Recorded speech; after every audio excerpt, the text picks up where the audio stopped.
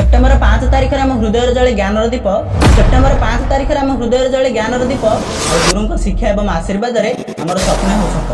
सम्माननीय प्रधान शिक्षक महोदय, मंचासीन अतिथिगण, पूज्य गुरुजन वृंद एवं एठार उपस्थित मोर प्रियर भाई भौणी मैंने, आज हूँ सेप्टेम्बर 5 तारिख 2026 मसीहा, जहाँकि आम देश भारतर पवित्र गुरु दिवस।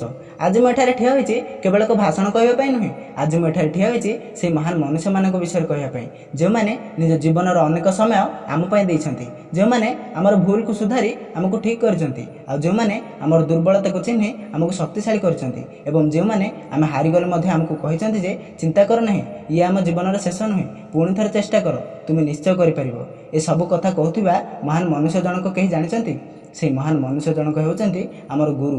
प्रिय भाई भौणी मैंने, मुझे आपण मानकु गोटे कथा पचारिबाकु चाहूँगी।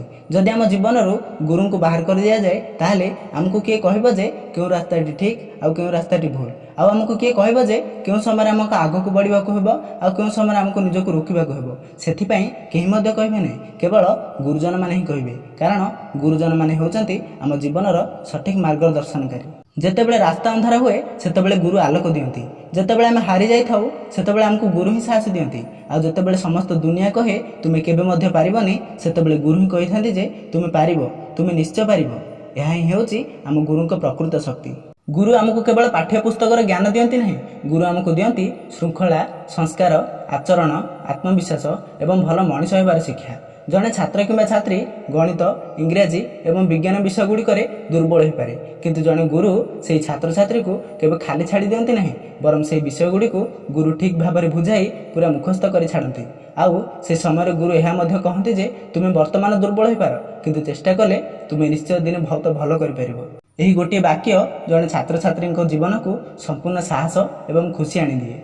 प्रियर भाई भौणी मैंने, बेले बेले आमको गुरु गाली कले आम से गाली रागी जाऊ, किंतु थरे भावंतु जे आमर भूल को देखि मध्य चुप रही जाती, से हुए तो आमको भल भाव में चिन्हती नहीं कि आमको आगक नेबाकु मध्य चाहती नहीं, किंतु जे आमर भूल को देखि आमको गाली करती आ भूल को सुधारती, से ही आमर भविष्य को नहीं बहुत चिंता करती।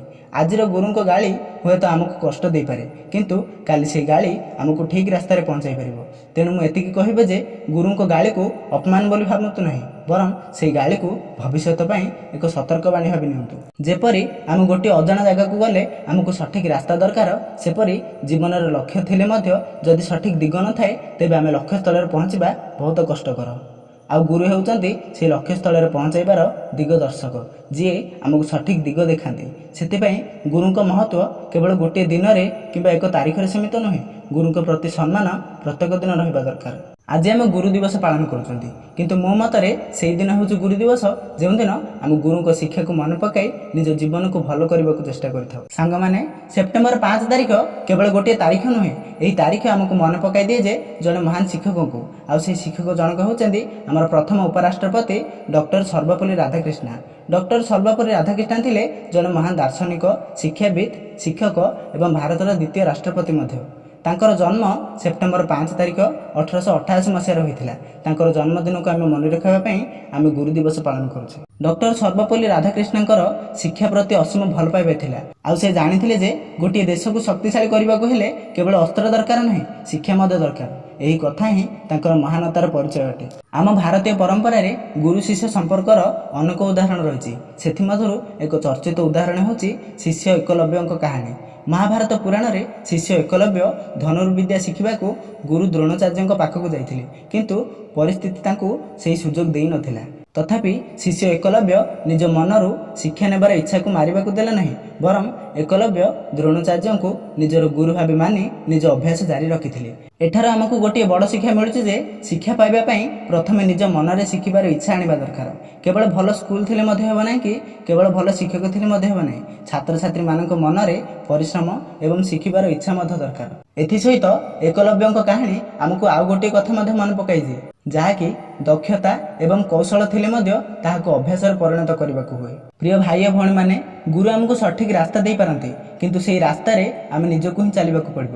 ଗୁରୁ ଆମକୁ ପାଠ ପଢ଼ ବୋଲି କହିପାରନ୍ତି, କିନ୍ତୁ ସେହି ପାଠକୁ ଆମ ନିଜକୁ ପଢ଼ିବାକୁ ହେବ।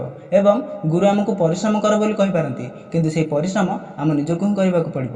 ତେଣୁ ଗୁରୁଙ୍କ ଆଶୀର୍ବାଦ ସହିତ ଛାତ୍ରଛାତ୍ରୀମାନଙ୍କର ପରିଶ୍ରମ ମଧ୍ୟ ନିତ୍ୟାନ୍ତ ଆବଶ୍ୟକ। ସେଥିପାଇଁ କଥାରେ ଅଛି ଯେ ଗୁରୁ ଥିଲେ ଜ୍ଞାନର ଆଲୋକ, ଆଉ ଗୁରୁ ଥିଲେ ଆଶାର ଆକାଶ। ଯଦି ଗୁରୁଙ୍କ ଆଶୀର୍ବାଦ ରହେ ଆମ ସାଥିରେ, ତାହେଲେ କଠିନ ରାସ୍ତା ମଧ୍ୟ ହୋଇଯାଏ ଆମ ସହଜ ପଥରେ। ସାଙ୍ଗମାନେ, ଆଜି ଆମେ ଯେଉଁଠାରେ ପହଞ୍ଚି ପାରିଛନ୍ତି ସେଠାରେ ଆମ ଗୁରୁଙ୍କ ଶିକ୍ଷାର ମଧ୍ୟ ଭୂମିକା ରହିଛି। ସେହିଦିନ ହୁଏତ ଆମ ଗୁରୁଜନ ଆମ ପାଖରେ ନଥିବେ, କିନ୍ତୁ ତାଙ୍କର କଥା ଆମ ମନରେ ଥିବ, ତାଙ୍କର ଶିକ୍ଷା ଆମ ଜୀବନରେ ରହିଥିବ। ଆଉ ସେତେବେଳେ ଆମେ ବୁଝିପାରିବା ଯେ ଗୁରୁଙ୍କ ଋଣ କେବେ ଟଙ୍କାରେ ଶୁଝି ହେବ ନାହିଁ। ଗୁରୁଙ୍କ ଋଣ ଶୁଝା ଯାଇପାରେ ଗୋଟିଏ ମାତ୍ର ରାସ୍ତାରେ, ଆଉ ସେହି ରାସ୍ତାଟି ହେଉଛି ଶିକ୍ଷାକୁ ନିଜ ଜୀବନରେ ସଫଳ କରିବା ଦରକାର। ତେଣୁ ଆଜି ଆମେ ସ୍ୱହୃଦୟରେ କହିବା ଯେ ଗୁରୁଜୀ, ଆପଣ ଆମକୁ ଯେଉଁ ଶିକ୍ଷା ଦେଇଛନ୍ତି ତାହାକୁ ଆମେ ଜୀବନରେ ପ୍ରମାଣ କରିବାକୁ ଆମେ ନିରନ୍ତର ଚେଷ୍ଟା କରିବୁ।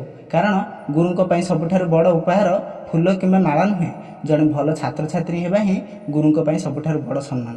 ଆଜିର ସମୟରେ ଆମ ପାଖରେ ଶିକ୍ଷା ପାଇଁ ଅନେକ ସୁଯୋଗ ଅଛି। ବହି ଅଛି, ସ୍କୁଲ ଅଛି, ଲାଇବ୍ରେରୀ ଅଛି, ମୋବାଇଲ ଅଛି, ଅନଲାଇନ୍ ଶିକ୍ଷା ମଧ୍ୟ ଅଛି। ଆଉ ଆମେ ଘରେ ବସି ମଧ୍ୟ ଅନେକ କଥା ଶିଖିପାରୁଛୁ ଏବଂ ଅନେକ ପାଠ ମଧ୍ୟ ପଢ଼ିପାରୁଛୁ। କିନ୍ତୁ ପ୍ରଶ୍ନ ହେଉଛି ଯେ ଆମ ପାଖରେ ସୁଯୋଗ ତ ଅଛି, କିନ୍ତୁ ଆମ ପାଖରେ ସେହି ସୁଯୋଗକୁ ବ୍ୟବହାର କରିବାର ଇଚ୍ଛା ଅଛି କି? ଏହି ପ୍ରଶ୍ନ ଆମ ସମସ୍ତଙ୍କୁ ପଚାରିବା ଉଚିତ। କାରଣ ଆଜି ଆମ ହାତରେ ଏମିତି ଏକ ଉପକରଣ ଅଛି ଯାହା ଦୁନିଆର ସମସ୍ତ ଜ୍ଞାନ ଆମ ପାଖକୁ ଆଣିପାରେ, ଆଉ ସେହି ଉପକରଣଟି ହେଉଛି ମୋବାଇଲ। ବନ୍ଧୁମାନେ, ମୋବାଇଲ ଖରାପ ନୁହେଁ, କିନ୍ତୁ ଆମେ ତାହାର କିପରି ବ୍ୟବହାର କରୁଛେ ସେଇଟା ହେଉଛି ମୁଖ୍ୟ କଥା। ମୋବାଇଲରେ ଆମେ ପାଠ ପଢ଼ିପାରିବା, ସାଧାରଣ ଜ୍ଞାନ ଜାଣିପାରିବା ଏବଂ ନୂଆ କୌଶଳ ମଧ୍ୟ ଶିଖିପାରିବା। କିନ୍ତୁ ଯଦି ଆମେ ଘଣ୍ଟା ଘଣ୍ଟା ଧରି କେବଳ ମନୋରଞ୍ଜନ ଭିଡ଼ିଓ ଦେଖିବାରେ ସମୟ ବିତାଇବା, ତେବେ ଆମର ପାଠପଢ଼ା ଏବଂ ଆମର ଲକ୍ଷ୍ୟ ପଛକୁ ପଡ଼ିଯାଇପାରେ। ତେଣୁ ମୁଁ ଏତିକି କହିବି ଯେ ମୋବାଇଲକୁ ମାଲିକ ହେବାକୁ ଦିଅ ନାହିଁ, ମୋବାଇଲକୁ ଆମର ଉପକରଣ ଭାବେ ବ୍ୟବହାର କର। କାରଣ ମୋବାଇଲ ଆମର ସମୟକୁ ନଷ୍ଟ କରିଦିଏ। ଗୁରୁଜନମାନେ ଆମକୁ ଆଉ ଗୋଟିଏ ବଡ଼ ଶିକ୍ଷା ମଧ୍ୟ ଦେଇଛନ୍ତି ଯେ ସମୟର ମୂଲ୍ୟକୁ ଠିକ୍ ଭାବରେ ବ୍ୟବହାର କରିବାର।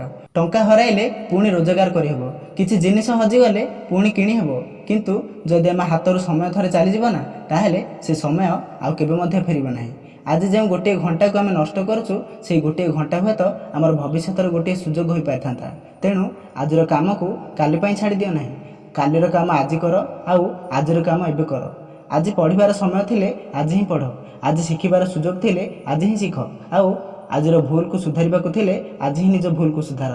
କାରଣ ଯଦି ଥରେ ସମୟ ଚାଲିଯିବ, ତାହେଲେ ଆମେ ସେହି ସମୟକୁ କେବେ ମଧ୍ୟ ପାଇପାରିବା ନାହିଁ। ତେବେ ଚାଲନ୍ତୁ ଆଜିର ଏହି ଗୁରୁ ଦିବସରେ ଆମେ ଶପଥ ନେବା ଯେ ଆମେ ସମୟର ମୂଲ୍ୟକୁ ବୁଝିବା, ସମୟ ନଷ୍ଟ ନକରି ପରିଶ୍ରମ କରିବା, ଗୁରୁଜନମାନଙ୍କୁ ସମ୍ମାନ କରିବା, ଆମେ ମୋବାଇଲକୁ ଜ୍ଞାନ ଆହରଣ କରିବା ପାଇଁ ବ୍ୟବହାର କରିବା ଏବଂ ସବୁଠାରୁ ବଡ଼ କଥା, ଆମେ କେବଳ ସଫଳ ନୁହେଁ, ଜଣେ ଭଲ ମଣିଷ ହେବାକୁ ମଧ୍ୟ ଚେଷ୍ଟା କରିବା। ମୁଁ ଏତିକି କହି ମୋ ବକ୍ତବ୍ୟ ଶେଷ କରୁଛି। ଜୟ ହିନ୍ଦ, ଜୟ ଭାରତ। ରୁହନ୍ତୁ ସାଙ୍ଗମାନେ, ଆପଣମାନେ ଆମ ଭିଡ଼ିଓ ଦେଖୁଛନ୍ତି କିନ୍ତୁ ଲାଇକ୍ ଏବଂ ସବସ୍କ୍ରାଇବ୍ କରୁନାହାନ୍ତି। ଆମ ଭିଡ଼ିଓକୁ ନନ୍ ସବସ୍କ୍ରାଇବ୍ ବାଲା ଲୋକ ଅଧିକ ଦେଖୁଛନ୍ତି, କିନ୍ତୁ ସବସ୍କ୍ରାଇବ୍ କରିଲା ବାଲା ଲୋକ କମ୍ ଦେଖୁଛନ୍ତି। ତେଣୁ ଆମ ଭିଡ଼ିଓକୁ ଲାଇକ୍ ଏବଂ ସବସ୍କ୍ରାଇବ୍ କରନ୍ତୁ, ଯାହାଦ୍ୱାରା ଆମକୁ ମୋଟିଭେସନ୍ ମିଳିବ, ଆଉ ଆମେ ଆପଣମାନଙ୍କ ପାଇଁ ଏମିତି ନୂଆ ନୂଆ ଭିଡ଼ିଓ ନେଇ ଆସିବୁ। ସାଙ୍ଗମାନେ, ଯଦି ଭିଡ଼ିଓଟି ଦେଖିବା ପାଇଁ ଭଲ ଲାଗିଥାଏ ତାହେଲେ ଚ୍ୟାନେଲକୁ ସବସ୍କ୍ରାଇବ୍ କରି ବେଲ୍ ଆଇକନ୍କୁ ପ୍ରେସ୍ କରିଦିଅନ୍ତୁ, ଯେଉଁଥିପାଇଁ କି ଆପଣମାନେ ଆମର ପ୍ରତିଟି ଭିଡ଼ିଓ ଦେଖିପାରିବେ। ରହୁଛି ସାଙ୍ଗମାନେ, ପୁଣି ଦେଖା ହେବା ଆଉ ଏକ ଭିଡ଼ିଓରେ।